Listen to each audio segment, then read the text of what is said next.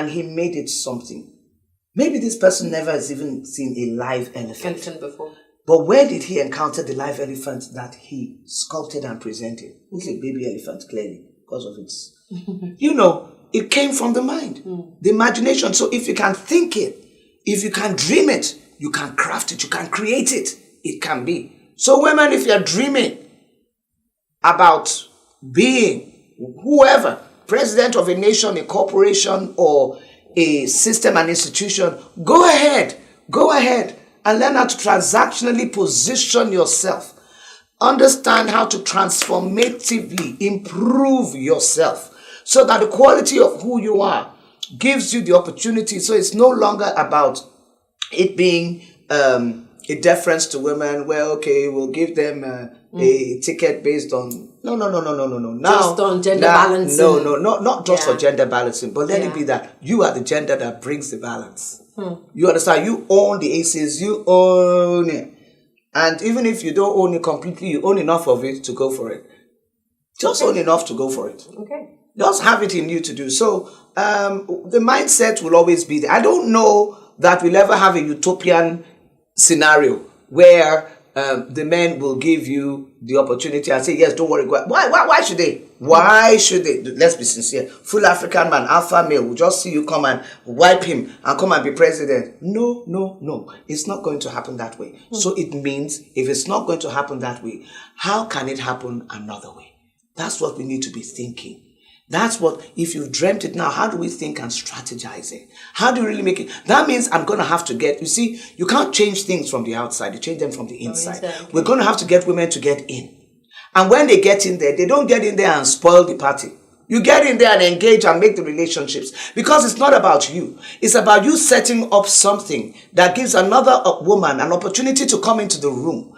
And if she has an understanding, when she gets to that position, she remembers who positioned her. And if she forgets, just go position another person. Don't say, that's how those women behave. That's why I can't manage with women. I don't talk to women, are not my friends. If you don't make a woman your friend, you've made one of the biggest mistakes ever.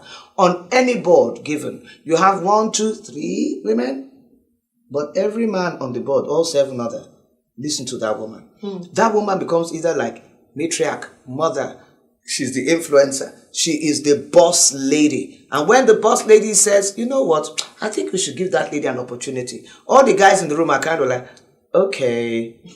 But a guy who wants to bring his wife, his side chick or someone else has a challenge. Because if that woman doesn't approve, then it doesn't have the opportunity. So make women, respect women. You don't have to like a woman to respect her as the other woman on the other side. And let me tell you, have you ever seen when men get together? Are they talking about beef? They're talking about the business of beef. They are not talking about beef as a problem between them and another person. So the most important thing, like in politics, in leadership, is what is most important is your interest. Yes. Preserve the interest of the woman dynamic. And use it also to understand that it doesn't work alone. You need the men. We need to work with men. Father positions, brother positions, all of us together positions. It doesn't happen separate or apart. Interesting, because I know that quite a number of people may not agree with that point of view, but it's okay, the different point of view is what makes the world an interesting place. And God didn't create the world a woman's world. He didn't create it a man's world either. Yes. Do you understand? If he was going to do that, he would have had just men. So we all need each other to survive. We all need each other. Okay. And ultimately the men realize that. Now, let's talk about the leadership space in Nigeria, in particular, and Africa as a whole. It's not very conducive for the women. Now, you've talked a lot about how women can work their way up, without letting anything hinder them. But when a woman is met with a brick wall of either, all of that opposition, we've had a few women come out for leadership positions in Nigeria. I've had a few of them. Mami Sarah Jibril and a host of others have come out. But we found out that it looked as though apart from the, in quote, standard opposition we already had, it looked as though the women themselves were not to support of the women who were indicating interest to run for these positions. I'm just using that as an example. So what are your thoughts on this whole idea of women being the ones responsible for not even allowing other women go up? I think for too long we have rehearsed this issue. Yeah. Women don't support women. Women don't support women. Yes, we've heard it. What is the strategy around it? If it is the case, can we please make a case study out of it? Okay. Can we become more intelligent about addressing it through strategies that reposition women for women? We're going to 2023 now. Yeah. Not just women participation, but women supporting women. Regardless of party lines now. The advocacy, how is that advocacy being re-stimulated, re-propagated, realigned, redesigned, re-refined? For me, let's begin to rework and make this rehearsed, revised, overturned statement a case study. And when you turn it into a case study, I'm very serious. Okay. We're talking about women participation in politics. Let's just even have seminars that begin to address what do we do about the fact that we don't trust each other enough. Is it that we don't trust each other enough? Or,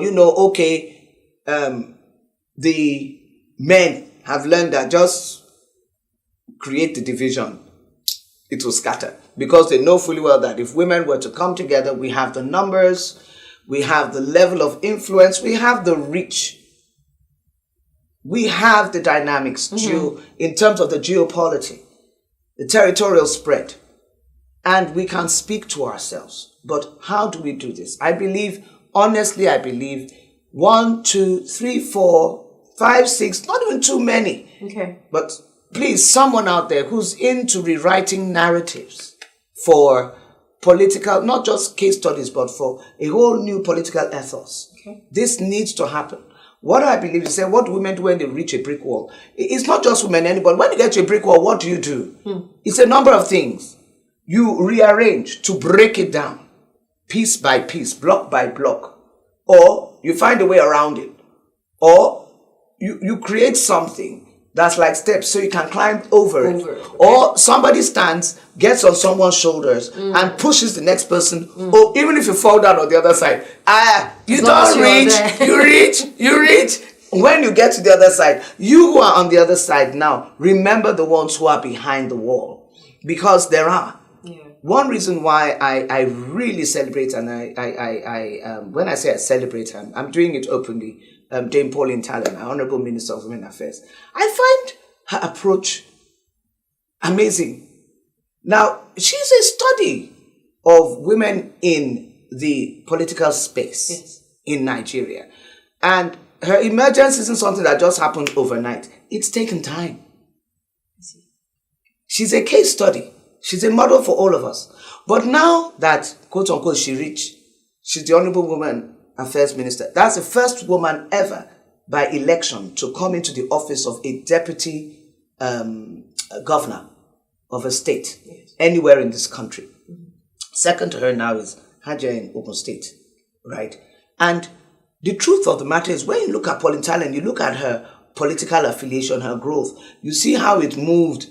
Now, at one point you say, how does a woman just leave one party and go to another party, and this is who she has become? She understood the politics that men understand when it comes to the math. I mean, Ma, I've never had this conversation with you or with anyone, but honestly speaking, you must understand the dynamics of political math. Okay. And when you do, then you create opportunities. Right now, what I see her doing a lot of is positioning women, supporting women, regardless of party lines. I see. Regardless of party affiliation. I don't have that party affiliation or anything. But she will look at you and say, you know what? Come up here. You know what? Go there. Any woman is doing anything anywhere. Pauline Talon gets there like a fly looking for something with, some savor that is being cooked around there. So I'm like, this is a model. She didn't get up there and give up. She didn't, everything positioned to, she's lost her husband. She's a mommy. There are different things. You're raising people up. There's a polity in there. All right. So you look at that. You look at Mommy Sarah Jabril that you mentioned. Okay, she got there and the only person who voted for her was her. People still laugh about that. What may seem laughable is a historic fact you're trying to overlook. She's the first woman who positioned herself to do what nobody else had the confidence to do. The law first mentioned, therefore, in Nigeria, is that the first woman to run for presidential office is Mommy, Her Excellency Sarah Jibril. She may not have gotten support then, but clearly she is a first reference now and forever. Where are you going to be a first reference? Who are you going to be? Now, we're all getting more aware. We're more educated, astute about political gravitations and permutations. And we all have to determine, it's not just about election, getting elected into an office. Yes. It's about you being part of a whole process, engaging processes, institutionalizing and engaging through your community influence, youth, other women who are not in your social strata, below you at the grassroots level. Go and sit with them and listen to them. Go and learn from them. And what you learn, go and teach your contemporaries who come from middle class snobbery of political processes and end up moaning about things they cannot change because they have not become the differentiation that engages the change. You don't have to be part of the political process by running for an office, but you can engage political change, because you see, after the power of God, the next level of power is politics. It's not even money, because politics will direct where money will go. Politics directs economics. You can have all the money you want as Dangote or my big mommy Folorunsho Alakija. It cannot influence a decision at the National Assembly. But if we get people in there who have voice, who have the value, they can recreate verdicts at the level of community change and initiative, and for women in leadership today and those upcoming. Okay, this is a masterclass which you should be paying for. We'll take a break, and when we come back, we'll be tying it up on today's episode of the New Nigeria Show with Auntie D. I'll be right back.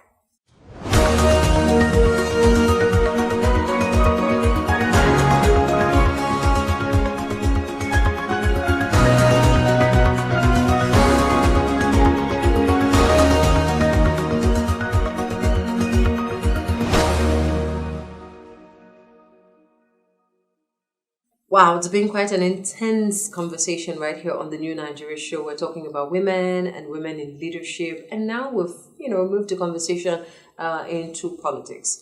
In a few years, Nigeria will be going to the polls again, and question on the minds of quite a number of people is: are we going to see women come out this time around? Are women going to support them? Do they have the financial ability to pull through a full political campaign? And all of those other questions. Well, my guest is still in the studio, Dayo Benjamin Slani, and it's been quite engaging. So I'm just going to throw the question at you. How can a woman break through that barrier of finances? Because yes, of course, we know that the women who are breaking every ceiling breakable, who are breaking barriers, who are achieving great things when it comes to finances. You mentioned one, Mami Folorunsho Alakija. And that's one out of millions of women. So from nomination form to cost of campaigning to, having offices in 36 states, hiring staff, all of those things that cost a lot of money are some of the reasons why we don't see a lot of women, coming up. The opposition aside, this is one core reason why we don't see a lot of women coming up to run for positions, especially, high positions. What's your take on that? How do we break that? Well, if you think you're going it alone, of course you're going to break down and not break through. What makes you think that a woman who wants to run for an elective office, that it's you who's going to bring the money to finance everything you just laid out? No way. How do the men do it? Do they do it because I am Dangote and I have $1 million in ready to invest in politics. So no. They work on a strategy that brings people together, that pools resources. And this is a strategy as women we simply need to get into. We're talking about women supporting women. Yeah. I'm here today because I'm supporting you. And I'm here today because you are supporting me. You are giving me visibility and validation. And whatever the reach of that is, it is significant. Nothing is ever too small. Now you must understand that if you are looking at being part and participant in political processes, particularly towards an elective office, you don't just get up and start taking a walk and say, hey, please, come and help me, sir. Come and help me, ma. Using our own colloquial expression and the inflection, like I just said. No. You first of all set yourself. Like I said, you package your market. Package your market. Then, when it is packaged, you take your package to the market. How then do you market your package when you've packaged your market? Do you get it? Let me say that again. You see, package your market is one level. Yeah. But now move to the next critical level that brings delivery into the public domain, into the political process, into the delivery of elective offices. That is where you now market your package. Okay. You have to have, first and foremost, your 12 disciples. Let me put it that way. Okay. You need people who believe in you. You're a woman. My husband doesn't believe in me. Make that man believe in you. Make critical men. We need to get people like the Mrs. Tinubu's to sit down and tell us how she got her husband. Look, I'm very, very serious. It's not just about, we must get them to explain. Tell us, do 1, do 2, do 3. Work round this way. We need political education classes. We need to understand. I'm very serious. PECs for women. WPECs. Maybe with INEC, we can get some of these. I'm very serious. Not just about, we want more women. Yes, we want more women. And you say, Dayo, you can do it. Come and do it. How? The hows are what we need to. Now, one of the hows I know is you need to set up your own critical mass. A demographic that you know will vote for you when you step into Eagle Square or wherever. You know, at least I'm coming out with 13 votes, mine and my 12 disciples. Okay. If you have to buy, when I say buy, transact, you see, everything about politics is transactional. Nothing is free. Nothing is free. There is a deal in every free for it to be a free deal. It's not just free, it's a free deal. What's the deal? Get the deal. The men who run for office, it's not because they have that money. No matter how much money you have, how much money do you need? You need much more. So you need people who are going to invest in your political run. You need believers. They know you're not going to go halfway and give up. So are you ready to be as tough as the nails you need to be? Because they're going to come hard knocks. The reality of the race is that you've got to give it your all. Because that's what you've got to give. Okay. It's not something someone is going to hand out to, even if they do handouts. When you get there, you begin another political process when you get into office. How do you handle the fact that someone invested in you? You've got to help them. I brought money. The understanding is that now that I invested this money, how am I going to be settled? All these are conversations that need to happen. And they happen in America. With White House democracy, as they must happen in Nigeria, with Villa Aso Rock democracy. There's no tomfooling on this. Women also have to understand that it must not be a senator, an honorable. There are local government positions. There are positions politically in different spaces. You can begin to rehearse with. You can begin to work with. Where are the women in labor? His Excellency Adams Osomole started from labor. Where are the women representing causes in this nation? Not just about women for women advocacy, give women an opportunity, but causes for labor, causes of national enterprise, in maritime, in oil and gas. Where are the women who are speaking? Who are speaking to convert mindsets for education? Their voices need to be amplified. We need more women in media, or people in media, giving such men an opportunity. They too need to take ownership of their own consensus area. You need the money. But the money comes when people see you have the value they can invest in. So that's the package? Yes, so that's we're marketing now. Yes, exactly. Okay. So now that you have package or market, you now go and market your package. You got to sell you. Sell it by being visible, by being viable. Begin to get people who begin to amplify your value and your viability. You got to be strategic about where they go and say, we know so and so and so and so. Women, do you know your ward leaders where you are? In your Lugbe, in your village, have you met the ward leader? Do you know who your representative is right now in Abuja, in the assembly? In your state, do you know your woman house leader? Do you know find one that you support, and you will find a voice that will support you. Wow. Yes. Find one that will support you. Find a voice that will support you. Pure water does pure politics. Package enough of it. Take it and go and give it out to people when they are standing, sweating somewhere. Who gave us water? And you begin to find that there's always one. I heard a coaching yesterday by Okay Speaks. Okay. And she was talking about find your dot. Everybody has a dot they're relevant to. You understand? Who are you called? Find your own multitude. Find your 5,000. When you feed them, they will go and tell others. Wow. Don't look at it being about just you, what you get for yourself. No. Look at what you're going to give and give more to. And the more you do that, you become more relevant. How people talk about you. Word of mouth is still the most powerful verdict presentation of any viable content or personality. What people say about you or don't say about you, don't let it be silent. And she's a nice woman. You can really do this. How do I know? It's been my experience, and I'm letting that experience go. You need to translate to something. We really need to understand that you need to transact to transition. You don't just transform and become. And don't think you need to arrive perfect. Everybody has stuff in their skeletons in their cupboard. They don't want everybody knowing about. There are ways to handle that. Don't be afraid to come out. One, you decide I have no shame.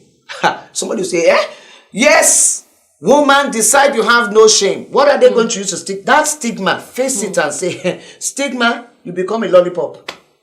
When I lick it and I dump it, she has no shame. She has no shame. Meanwhile, I'm going to tell Nigeria, continue shamelessly to purport what you know is going to make a difference. If you didn't go through that shame, you don't have the pain that will make you the voice that you are called to become now. It's the truth. Something in your life and mine makes you who you are today. And I was still sharing this with someone. I want to be discreet about it. Because this woman is evidently qualified to represent some office, elective office in her state. But she said, my husband. I called the Excellency, wife of the executive governor, and I said, Excellency, ma, you need to support this woman. And the way we will do it is in a very civil way.